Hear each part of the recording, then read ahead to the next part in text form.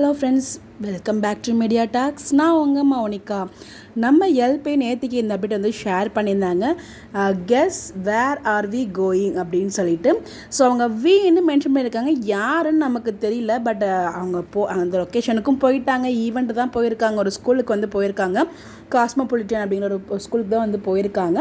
ஆனால் அவங்க கூட வேறு யாருமே இல்லை. அவங்க மட்டும் தான் வந்து ஒரு சீஃப் கெஸ்ட்டாக போயிருக்காங்க. பட் வீன்னு யாரை மென்ஷன் பண்ணியிருக்காங்க நமக்கு புரியவே இல்லை. ஸோ நானே இப்போ வரைக்கும் அப்டேட் கிடைக்கும்னு பார்த்தா எதுவுமே கிடைக்கல. நானும் கேட்ட இடத்துலையுமே வந்து அவங்களுக்கும் அப்டேட்ஸ் வந்து கிடைக்கல. ஸோ இவங்களுமே வந்து ஏதாவது ஷேர் பண்ணுவாங்க ஃபோட்டோஸ்ன்னு பார்த்தா எதுவுமே ஷேர் பண்ணல. அவங்க வந்து பார்த்திங்கன்னா அந்த ஒரு ஸ்கூலுக்கு போகும்போது வரவேற்றது, அதுக்கப்புறம் அந்த விளக்கேற்றினது, அது எல்லாமே வந்து ஒரு கொலாஜ் மாதிரி வந்து ஷேர் பண்ணியிருந்தாங்க. ஃபேன் பேஜஸ் அதுவுமே உங்களுக்காக இங்கே நான் ஷேர் பண்ணியிருக்கேன். நம்ம காவேரி நேத்திக்கே வந்து ஒருத்தவங்க வந்து ஷேர் பண்ணியிருந்தாங்க. அவங்க வந்து ஸ்டேஜில் பேசுகிறத அதை காவேரியுமே அதாவது லக்ஷ்மி பிரியாமே ரீஷேர் பண்ணியிருந்தாங்க. அந்த வீடியோ நான் ஷார்ட்ஸில் ஷேர் பண்ணுறேன் உங்களுக்கு. ஸோ ரொம்ப அழகாக பேசியிருப்பாங்க. இதெல்லாம் பார்க்கும்போது நமக்குமே ரொம்ப ஹாப்பியாக இருக்குது. காஸ்மோபாலிட்டன் குரூப் ஆஃப் இன்ஸ்டிடியூஷன் அப்படிங்கிற அந்த இதுக்கு தான் போயிருக்காங்க. Cosmopolitan model Vidyalaya school name அதுவாக தான் இருக்கும் போல், எனக்கு எக்ஸாக்டாக தெரியல. ஏதோ ஒரு இன்ஸ்டிடியூஷன் தான் போயிருக்காங்க.